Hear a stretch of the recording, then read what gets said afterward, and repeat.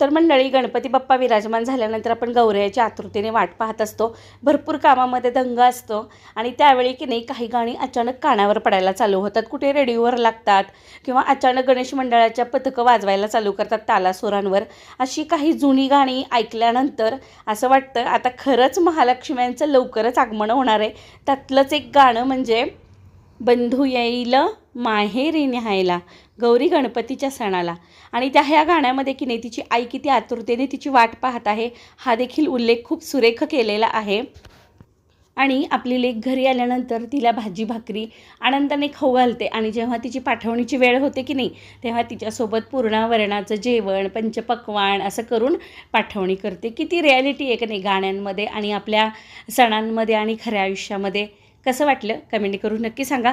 चॅनलला सबस्क्राईब केलं नसेल तर पटकन करा आणि शेजारची बेल घंटा देखील क्लिक करा. कमेंट करायला विसरू नका.